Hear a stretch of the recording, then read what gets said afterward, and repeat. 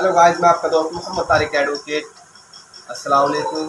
आज की इस वीडियो में बताऊंगा आपको मैं एफआईआर दर्ज होने से लेके पुलिस की क्या कार्रवाई रहती है और कोर्ट की क्या कार्रवाई रहती है, सभी के बारे में। बस आपको इस वीडियो को लास्ट तक देखना। अगर आप न्यू स्टूडेंट है लॉ के, या आप एक एडवोकेट है, न्यू एडवोकेट है, तो आपको ज़्यादा नॉलेज नहीं है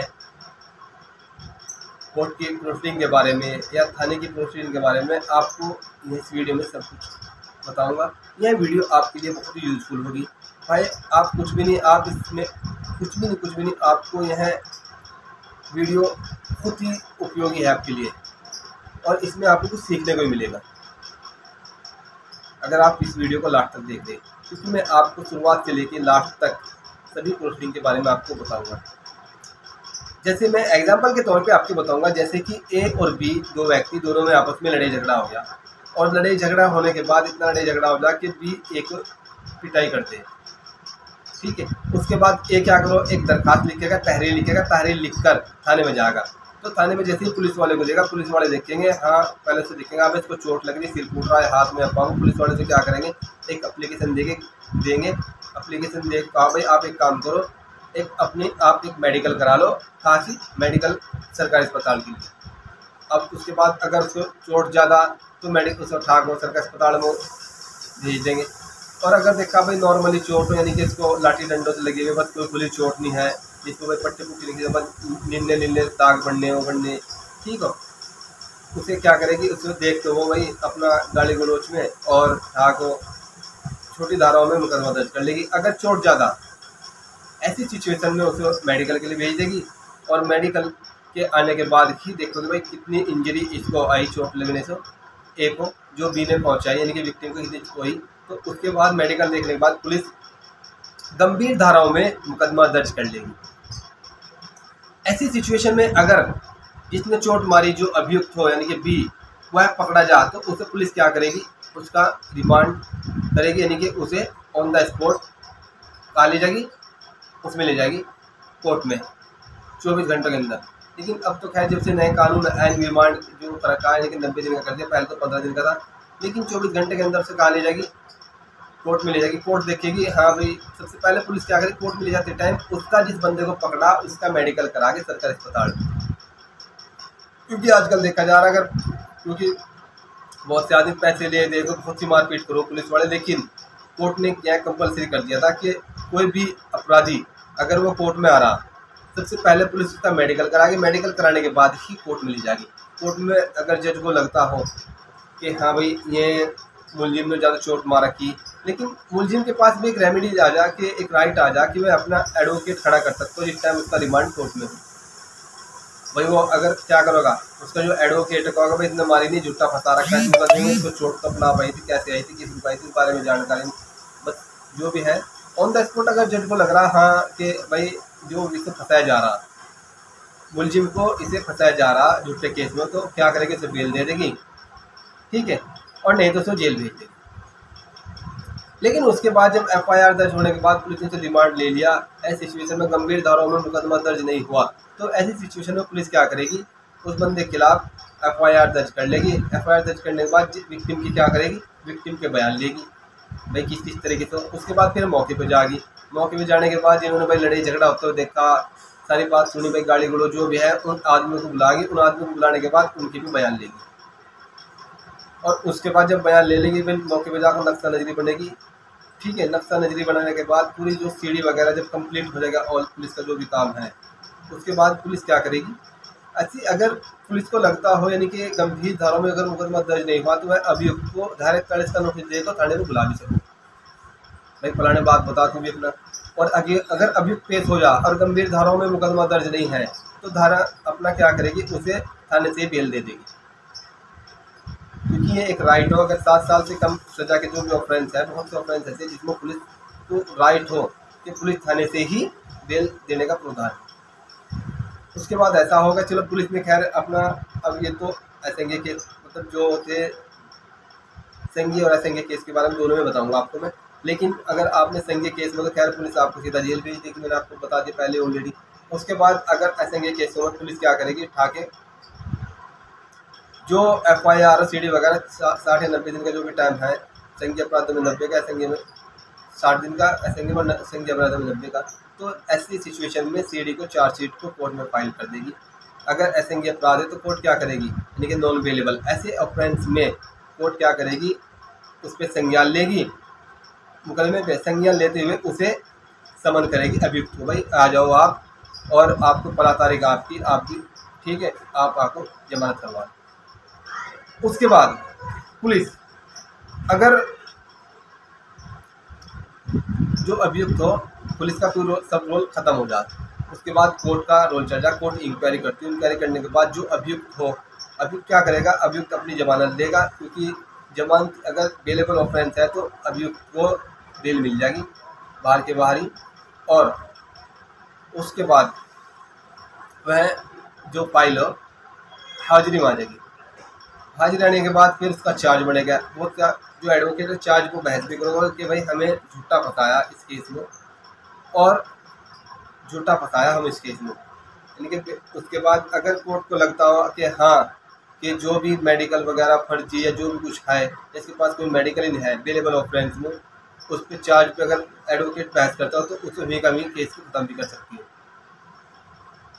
ये कभी जज को लग रहा है झूठा फंसा रखा है, सब गलत इंजाम हो, जो भी इसके पास कोई सबूत नहीं है, ऐसा कोई नहीं है कि पुलिस भी के साथ मिलकर ने झूठा मुकदमा कर दिया, तो भी कभी केस खत्म भी कर सकती हो। और नहीं तो चार्ज फ्रेम कर को उससे जो प्रोसीडिंग हो वो एविडेंस में आ जाए। ये तो हो गया बेलेबल ऑफेंस में। नॉन बेलेबल में ऐसा करो जैसे अभियुक्त जो हो, अभियुक्त को जेल भेज दिया, जेल भेजने के बाद उसके बाद जैसे कि लोअर कोर्ट में जो होना, उसकी जो बेल एप्लीकेशन डाल ली थी उसको खारिज कर दिया था, खारिज कर दिया, तो उसके बाद अभियुक्त के पास जो राइट हो वह सेशन में डाल देगा। अगर सेशन से भी खारिज होगी वह हाई कोर्ट में डाल देगा। और हाई कोर्ट से अगर हाई कोर्ट से सब जमानत होगी 1 महीने या 2 महीने बाद नॉन बेलेबल ऑफेंस में, वह आदेश आपको लोअर कोर्ट में लाना, और लोअर कोर्ट में आपको एक एप्लीकेशन लिखनी क्या है कि जो भी जमानत की राशि खोलने के लिए, क्योंकि आदेश तो हो गया उसका अब बेल का, लेकिन उसके बाद जमानत की राशि कितनी देनी उसे लोअर कोर्ट ही डिसाइड करूँगा। फिर वो लोअर कोर्ट बताएगा भाई आपको 50,000, 10,000, 20,000, 30,000 रुपये की जमानती आपको देनी है। जमानती देने के बाद आपको क्या करना, फिर आपको, लेकिन जमानती भी 2 तरह की, अगर आप 30,000 रुपये से नीचे की जमानती आप दे रहे तो कोई भी वेरिफिकेशन नहीं होने का आपके डॉक्यूमेंट का, आपकी बेल होने की। लेकिन बस नॉर्मल पूछताछ करेगी कोर्ट, भाई आपका नाम है, ज़मीन आपकी, क्या खाता नंबर, क्या खाता नंबर, या आप कोई RC वगैरह जो भी है। लेकिन अगर 30,000 तो ऊपर की जमानत है तो कोर्ट क्या करेगी, उसको जो भी डॉक्यूमेंट हो तो बेल तो दे देगी, लेकिन उसे वेरिफिकेशन के लिए उनके जो कागज़ जो दिए जमानतियों ने अपने वहाँ भेज देगी। भाई अगर आपने RC दी तो RTO में भेज देगी, आपने अगर खतों नहीं दी तो ठाकुर यहाँ भेज देगी तहसीलदार के ऑफिस में कि भाई इसका एक काम करो, ये खतों ने सही भी है नहीं भी है। उसके बाद नॉन बेलेबल जो ऑफेंस हो उसमें आप एक काम भी कर सकते हो, अगर आपके खिलाफ मुकदमा दर्ज हो गया नॉन बेलेबल ऑफेंस में, संज्ञेय अपराध में, और आपकी अरेस्टिंग नहीं हुई, तो ऐसी सिचुएशन में आप अरेस्टिंग स्टे भी ले सकते हो। कहाँ से, हाई कोर्ट से। भाई मुझे 6 महीने का 3 महीने का अरेस्टिंग स्टे चाह रहा है, क्योंकि मुझे बहुत काम, मेरे घर में शादी ब्याह या कुछ भी आप अपने बता सकते हो, भाई शादी ब्याह में लौता करने वाला है। ऐसी सिचुएशन में हाई कोर्ट आपको अरेस्टिंग स्टे दे देगा। और अरेस्टिंग स्टे अगर जैसे पुलिस ने आपके खिलाफ मुकदमा दर्ज कर दिया 2 महीने 4 महीने या ठीक है 2 दिन बाद 4 दिन बाद, जैसे आपके खिलाफ मुकदमा दर्ज हो गया, आपका राइट बन गया, आप हाई कोर्ट से अरेस्टिंग स्टे ले सकते हो। ऐसी सिचुएशन में पुलिस आपको अरेस्ट नहीं करेगी।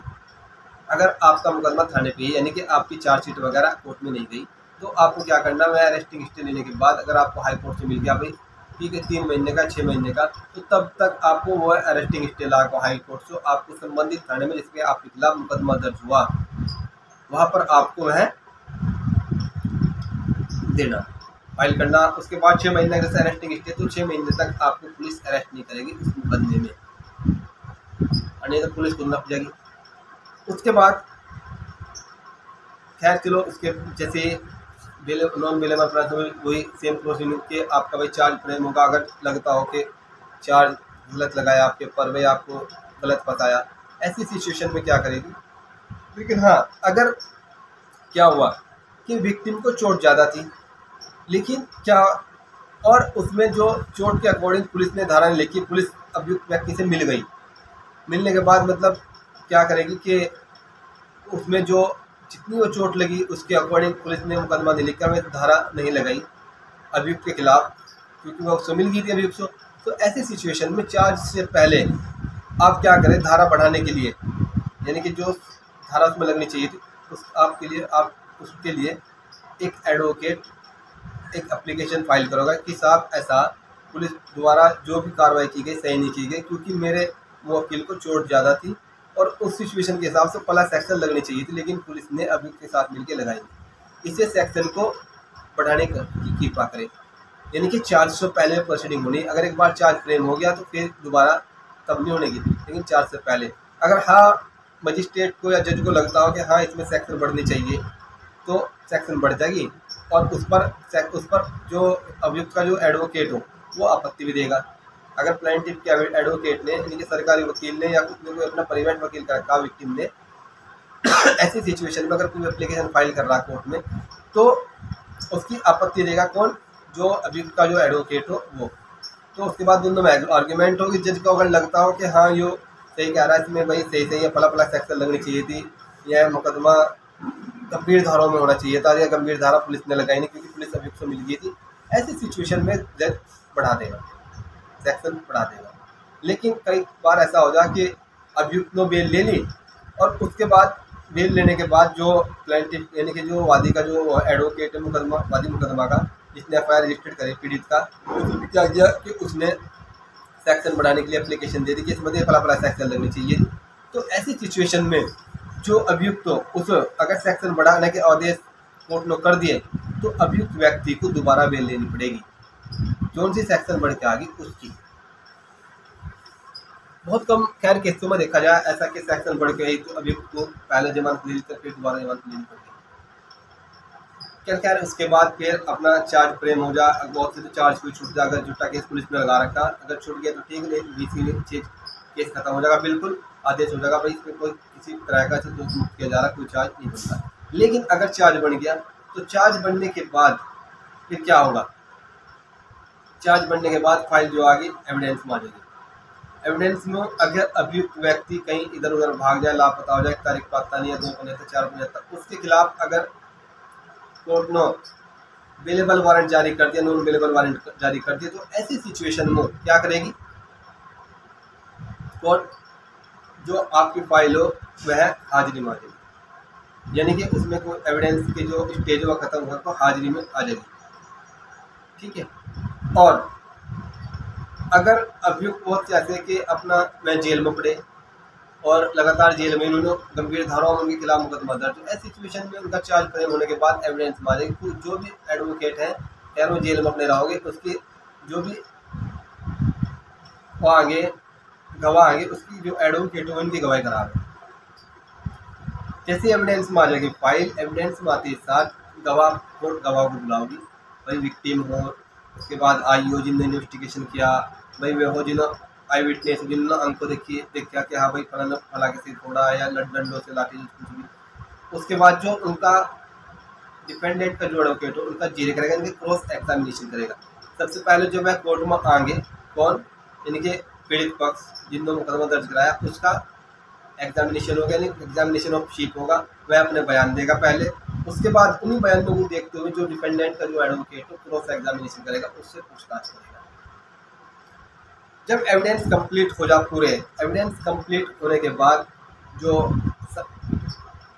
जज को क्या करेगी, उस फाइल को 313 के लिए बना देगी। 313 का मतलब यानी कि जो अभियुक्त को उसे बोलने का अधिकार हो, उसे अपना सफाई से एक्ट देखने का, यानी कि 313। लेकिन बीआरएस के बाद पता नहीं कौन सा सेक्शन लग रही। अब उसके बाद यानी कि डिपेंडेंट एविडेंस, यानी कि जिसके खिलाफ मुकदमा दर्ज कराया लास्ट सिचुएशन में आपको उसे भी अपने गवाही देने का पूरा राइट हो कि वो अपने गवाह कोर्ट में दे सकता है, या कोई ऐसा सबूत दे सकता है कि उसके खिलाफ जो मुकदमा दर्ज किया गया गलत किया गया था, ये फला सबूत हो, ये फला गवाह अपने दे सकता है लास्ट सिचुएशन में।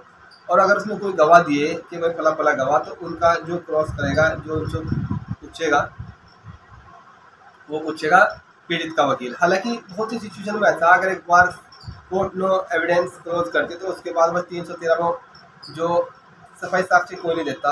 बहुत कम एडवोकेट जो सफाई साक्षी दिलवाओ अपने उसको, लेकिन मेरा जो एक्सपीरियंस हो तो सफाई साख के देना चाहिए अभियुक्त को भी। अगर अभियुक्त के पास है कोई ऐसा गवाह जिससे उसे लग रहा कि हाँ फला फला ने मौके पर देखा था, मैंने ये काम नहीं करा, मुझे झूठा पड़ा गया, तो देना चाहिए। उसके बाद कोर्ट क्या करेगी, कोर्ट कर अपना क्या उसे चार्ज यानी कि भाई मांगे भाई 2 जमानती दे दो, 2 जमानती आजकल रूल चल गया भाई 2 जमानती दे दो, उसके बाद ही जजमेंट, जैसे जजमेंट में लगा देगी फाइल को। और जैसे ही जजमेंट होगा भाई अगर उसे दोष मुक्त कर दिया गया या उसे सजा होगी या उसे सजा हो गई लोअर कोर्ट, लोअर कोर्ट के बाद वह अपील कर सकता हूँ, यानी कि जमानत लेने के बाद उसे जमानत लेनी पड़ेगी। कहाँ से जमानत लेनी पड़ेगी? सिर्फ सेशन से जमानत लेने के बाद, यानी कि उसे पहले नीचे से अगर बेलेबल ऑफेंस मतलब निचली कोर्ट से बेल मिल जाएगी, जैसे 3 महीने की सजा होगी, 4 की होगी, तो उसे निचली कोर्ट से बेल मिलने के बाद वह ऊपर जाएगा कहाँ, सेशन कोर्ट में। लेकिन अगर नॉन बेलेबल ऑफेंस हो, इनमें बेल नहीं होती, संज्ञा अपराध हो, तो उसे नीचे सजा होगी 3 साल के, 4 की, तो ऐसी सिचुएशन में उसे जेल भेज देगी। जेल भेजने के बाद वह क्या अपना उसके बाद दोबारा उसकी जमानत होगी, फिर वह अपनी अपील कर सकता हूँ सेशन कोर्ट में, या अगर सेशन कोर्ट में उसे सजा सुने तो वह हाई कोर्ट में कर सकती है। उसके बाद हाई कोर्ट से जो बेल मिलेगी और फिर वह बाहर निकलने के बाद अपनी पूर्ण नोट से दोबारा पैरवी करेगा। लेकिन अपील में जो सिचुएशन हो उसमें कुछ टाइम हो, 1 महीने का जो भी है, और उसके बाद अगर उसमें कोई गवाह नहीं होता, अगर फिर भी फैसला हो रहा, कोई गवाह हो रहे हैं, तो उन्हीं गवाह को दोबारा भी कोर्ट बुला सकती है, कोर्ट में अगर एप्लीकेशन फाइल करते हैं। ऐसी सिचुएशन में अगर दोबारा फिर कोर्ट में फाइल करते हो तो क्या दोबारा बुला सको, उनकी गवाही को कह सको। लेकिन बहुत सी सिचुएशन ऐसे आ जा कि यदि अब गवाह हो तो गवाह अपनी बात से मुकर जा, तो कोर्ट में पहले ही बता दें हॉस्टाइल विटनेस हो, और हॉस्टाइल विटनेस हो ये मतलब मुकरा हुआ गवाह बोला जाए हॉस्टाइल विटनेस। अपील में भी अगर सजा हो गई, उसके बाद अगर सेशन में अपील करें तो सजा हो गई, अपील वो कर तो हाई कोर्ट में, अगर हाई कोर्ट में सजा हो गई फिर सजा होगी, और साथ में जो जुर्माना लगाओ वो अलग। अगर आपने जुर्माना नहीं दिया उसकी सजा आपको अलग मिलेगी।